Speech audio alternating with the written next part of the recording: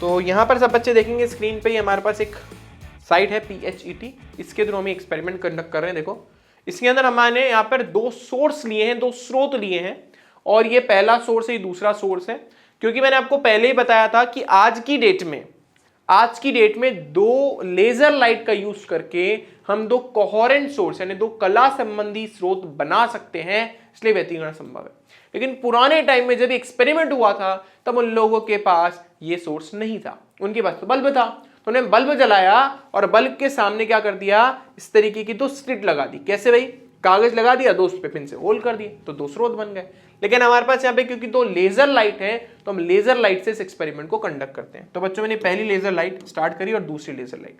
अब जब आप देखोगे तो देखिए वेव्स किस तरीके से मिल रही है, और मिलने के बाद कहीं ना कहीं यहाँ पे कुछ पैटर्न बनाएगी स्क्रीन पे। उसको देखने के लिए मैं इसकी स्क्रीन ऑन कर देता हूं, तो आप देखो कि किस तरीके से सामने पैटर्न बन रहे हैं। हमारे पास bright dark bright dark bright dark, यानी हमारे पास कुछ चमकीली फ्रिंजे, फिर काली फ्रिंजे, फिर चमकीली फ्रिंजे, कुछ काली फ्रिंजे, इस तरीके की अलग अलग फ्रिंजेस भी मिल रही है। ठीक है, इसी को हम बोलते हैं इंटरफेरेंस ऑफ लाइट, यानी हमारे तरंगों का माने प्रकाश का व्यतिकरण। ठीक है, अब देखो बच्चों क्या होगा अगर मैं इन दोनों स्रोतों के बीच की दूरी को घटा दूं। मैथमेटिकली भी प्रूफ करेंगे, अभी देख भी लेते हैं। तो मैंने यहां से इनके बीच का सेपरेशन डिस्टेंस बढ़ा दिया बच्चों। तो देखो अब अगर मैं सेपरेशन डिस्टेंस बढ़ाता हूं तो देखो क्या होता है। तो जैसे ही मैंने सेपरेशन डिस्टेंस बढ़ाया बच्चों, तो आप एक चीज नोटिस कीजिए कि फ्रिंज की जो चौड़ाई है, इसको फ्रिंज बोलते हैं बच्चों, फ्रिंज की चौड़ाई कम हो गई और पहले से ज्यादा फ्रिंजेस बन रही है। ठीक है, और अगर मैं सेपरेशन डिस्टेंस को कम कर दूं तो देखिए क्या होगा। जैसे मैं सेपरेशन डिस्टेंस को कम करूंगा, अपने आप ही फ्रिंज की चौड़ाई बढ़ जाएगी और हमें पहले से कम फ्रिंजेस दिखाई देगी। तो हमारे देखिए फ्रिंज की चौड़ाई बढ़ गई और इतनी बढ़ गई कि सिर्फ हमें एक ही फ्रिंज दिखाई दे रही है। तो हमें यहां से एक चीज समझ आई कि अगर हम इन स्रोतों के बीच की दूरी को बढ़ाते हैं तो फ्रिंज की चौड़ाई कम होती है, और स्रोतों की दूरी को बीच की दूरी को कम करते हैं तो उस केस में हमारे फ्रिंज की चौड़ाई जो है वो बढ़ने लग जाती है। ठीक है, हम मैथमेटिकली प्रूफ भी करेंगे। अब जो एक्सपेरिमेंट रियलिटी में डेमोन्स्ट्रेट हुआ था वो ये था। हमारे पास यहाँ पे देखो बच्चों स्लिट है, यहाँ पे तो एक ही स्लिट लगा रखी है हमने, यहाँ पे 2 स्लिट लगा देते हैं।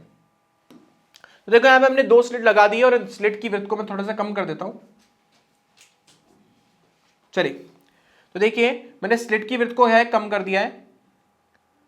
ठीक है, और ये हमारा एक वेव जनरेटर है, वेव उत्पन्न करेगा। तो यहाँ पे हमारे पास एक वेव है, जनरेटर से वेव जनरेट होगी और यहाँ एकदम समतल प्रकाश उत्पन्न करेगा, जैसे ट्यूबलाइट। यहाँ हमने पहले जो लेंस लगा के किया था वैसे ही कुछ। और यहाँ पे हमारे पास 2 स्लिट है, स्लिट को मैं और थोड़ा सा पतला कर देता हूं। ठीक है, अब क्या होगा अगर मैं स्रोत को उत्पन्न कर दूं तो देखो इससे प्रकाश निकल रहा है, ब्लू लाइट इस बार हमने लिए। चलो इस लाइट का थोड़ा सा कलर चेंज कर देते हैं अपन, देखते हैं स्क्रीन लगा के क्या बनता है हमारे पास। चलिए स्टार्ट करते हैं, देखते हैं क्या होता है। देखिए तो इस तरीके से जैसे पहले निकल रहा था वैसे ही प्रकाश निकल रहा है, बस हमने एक स्रोत का यूज करा है और उसने उसको 2 अलग अलग सोर्स में कन्वर्ट कर दिया। सामने देखते हैं ग्राफ स्क्रीन पे क्या बन रहा है।